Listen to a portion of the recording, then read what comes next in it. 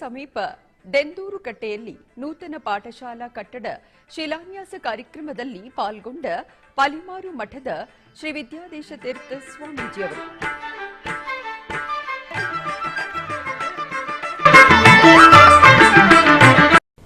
ಜಗತ್ತನ್ನು ಆಳುವ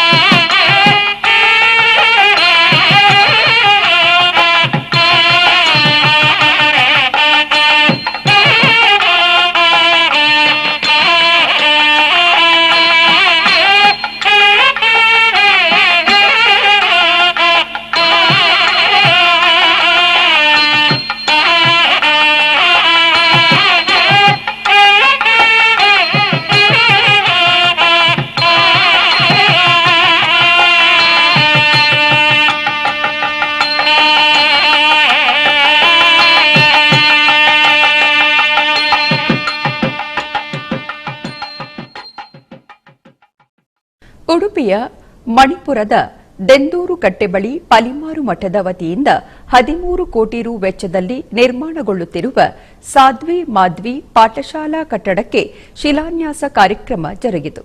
ಕಾರ್ಯಕ್ರಮದಲ್ಲಿ ಪಾಲಿಮಾರು ಮಠದ ಶ್ರೀ ವಿದ್ಯಾಧೀಶ ತೀರ್ಥ ಸ್ವಾಮೀಜಿಯವರು ಪಾಲ್ಗೊಂಡು ಆಶೀರ್ವಚನವನ್ನು ನೀಡಿದರು. ಇಂದಿನ ದಿನಮಾನದಲ್ಲಿ ಹೆಣ್ಣು ಮಕ್ಕಳಿಗೂ ಧಾರ್ಮಿಕ ಶಿಕ್ಷಣ ನೀಡುವ ಅಗತ್ಯವಿದೆ. ತಾಯಿ ಸುಸಂಸ್ಕೃತರಾಗಿದ್ದರೆ ಮಕ್ಕಳ ಮೇಲೂ ಪ್ರಭಾವ ಬೀರುತ್ತದೆ. ತಾಯಿ ಭಾಷೆಯಲ್ಲಿ ಮಗು ಸಮಾಜವನ್ನು ಗುರುತಿಸುತ್ತದೆ. ಸುಸಂಸ್ಕೃತ ಹೆಣ್ಣು ಮಕ್ಕಳಿಂದ ಧರ್ಮ ಬೆಳೆಯುತ್ತದೆ. ಇದರಿಂದ ಉತ್ತಮ ಜನಾಂಗ ಸೃಷ್ಟಿ ಸಾಧ್ಯ ಎಂದರು. ಸಂಸ್ಕೃತವನ್ನು ವಿರೋಧಿಸುವ ಕಾಲಘಟ್ಟದಲ್ಲಿ ಪ್ರವಾಹಕ್ಕೆ ವಿರುದ್ಧವಾಗಿ ಈಜುವ ಕಾರ್ಯ ಮಾಡುತ್ತಿದ್ದೇವೆ. ಇದಕ್ಕೆ ಸಮಾಜದ ಪೂರ್ಣ ಸಹಕಾರ ಅಗತ್ಯ ಎಂದರು. ಶಾಸಕ Gurme Suresh Shetty, TCS global head Vengusamy Ramaswamy, Karnataka Bank MD Raghavendra Bhat, Adani group ಕಾರ್ಯನಿರ್ವಾಹಕ ನಿರ್ದೇಶಕ ಕಿಶೋರ್ ಆಳ್ವ, ಕಾಂಗ್ರೆಸ್ ಪ್ರೋಟೋಕಾಲ್ ಉಸ್ತುವಾರಿ ಬಾಲಾಜಿ, ಶಾಲಾ ಕಾರ್ಯದರ್ಶಿ ಶ್ರೀಶಾ ಭಟ್ ಕಡೆಕಾರ್ ಉಪಸ್ಥಿತರಿದ್ದರು. ಮಠದ ಸಿಇಒ ಪ್ರಹ್ಲಾದ್ ಆಚಾರ್ಯ ಕಾರ್ಯಕ್ರಮ ನಿರೂಪಿಸಿದರು. ಸಾಧ್ವಿ ಮಾಧ್ವಿ ಪಾಠಶಾಲೆಯ ಹೊಸ ನಿವೇಶನದ ಭೂಮಿ ಪೂಜೆಯ ಈ ಕಾರ್ಯಕ್ರಮದಲ್ಲಿ ನಾವೆಲ್ಲ ಸೇರಿದ್ದೇವೆ. ಶಾಲೆ ಬೇಕಾದಷ್ಟು ದೇಶದ ಉದ್ದಗಲಕ್ಕಿದೆ. ಧರ್ಮಾತೀತವಾದ ಶಾಲೆಗಳು ಬೇಕಾದಷ್ಟಿದೆ.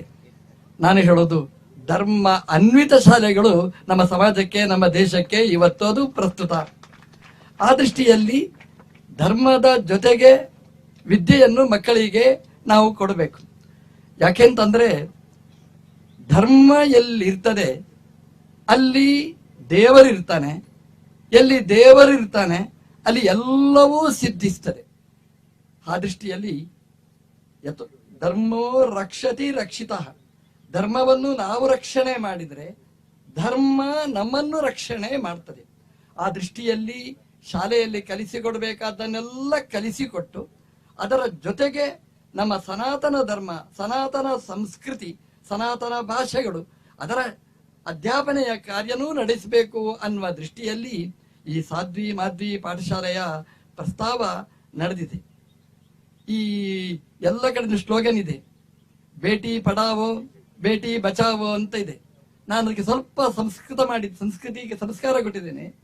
ಬೇಟಿ ಪಡಾವೋ ಸಮಾಜ ಬಚಾವೋ. ಒಂದು ಮಗಳನ್ನು ನಾವು ಓದಿಸಿದ್ರೆ ನಮ್ಮ ಸಮಾಜ ಅದು ಸುರಕ್ಷಿತವಾಗ್ತದೆ.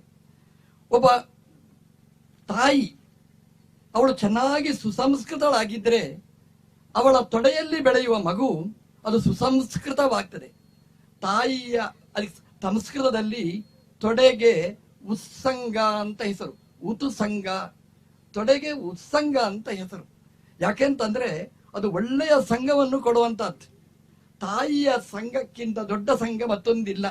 ಮಗು ಅಪ್ಪನನ್ನು ಗುರುತಿಸುವುದು ಅಥವಾ ಸಮಾಜವನ್ನು ಗುರುತಿಸುವುದು ತಾಯಿಯ ಭಾಷೆಯಲ್ಲಿ. ಹಾಗಾಗಿ ತಾಯಿಯ ಮಡಿಲಲ್ಲಿ ಬೆಳೆಯುವ ಮಗು ಯಾವ ಭಾಷೆಯನ್ನು ಕಲಿತದೆ ಅಂತಂದ್ರೆ ತಾಯಿಯ ಭಾಷೆಯನ್ನೇ. ಅದಕ್ಕೆ ನಮ್ಮಲ್ಲಿ ಹೇಳೋದು ಮದರ್ ಲ್ಯಾಂಗ್ವೇಜ್ ಅಂತ ಹೇಳ್ತಾರೆ ಹೊರತು ಫಾದರ್ ಲ್ಯಾಂಗ್ವೇಜ್ ಅಂತ ಹೇಳೋದಿಲ್ಲ. ಯಾಕಂದ್ರೆ ತಾಯಿಯ ಭಾಷೆ ಮಕ್ಕಳ ಮೇಲೆ ತುಂಬಾ ಪ್ರಭಾವ ಬೀರುವಂತಹದ್ದು. ತಾಯಿ ಯಾರನ್ನು ಅಪ್ಪ ಅಂತ ಹೇಳ್ತಾಳೆ ಅವನನ್ನೇ ಅಪ್ಪ ಅಂತ ಮಕ್ಕಳು ಕರೀತಾರೆ. ಆ ದೃಷ್ಟಿಯಲ್ಲಿ ಅಪ್ಪನ ಪರಿಚಯ ಮಾಡಿಸಿಕೊಡುವುದು ಅಮ್ಮನಲ್ಲಿ ಇರ್ತದೆ. ಅದೇ ರೀತಿಯಾಗಿ ಜಗತ್ತಿನ ಅಪ್ಪನನ್ನು ಪರಿಚಯ ಮಾಡಿಸಿಕೊಡ್ಬೇಕಾದ್ರೆ ನಮ್ಮ ಅಮ್ಮನೇ ಸಮರ್ಥ ಅಂತ ಆ ಮಕ್ಕಳಿಗೆ ನಾವು ಪಾಠಶಾಲೆಯಲ್ಲಿ ಹೆಚ್ಚು ಅವಕಾಶವನ್ನು ಕೊಟ್ಟು ಸಾಧ್ವಿ, ನಮ್ಮ ಹೆಣ್ಮಕ್ಕಳು ಸಾಧ್ವಿಯಾದ್ರೆ ಅವರು ತಾಯಿಯಾದಾಗ ಮತ್ತೆ ಇಂಥದ್ದೇ ಧರ್ಮದ ಅಂಗಗಳು ಮುಂದೆ ಬೆಳೀಲಿಕ್ಕೆ ಸಾಧ್ಯ. ಆ ದೃಷ್ಟಿಯಲ್ಲಿ ಆ ಹೆಣ್ಮಕ್ಕಳಿಗೆ ನಾವು ಒಳ್ಳೆಯ ಸಂಸ್ಕಾರವನ್ನು ಕೊಟ್ಟರೆ ಒಳ್ಳೆಯ ಸುಸಂಸ್ಕೃತರಾಗ್ತಾರೆ. ನನಗೆ ವಿಷ್ಣು ಸಹಸ್ರನಾಮ ಹೇಳಿಕೊಟ್ಟದ್ದು ಅಪ್ಪ ಅಲ್ಲ ಅಮ್ಮ.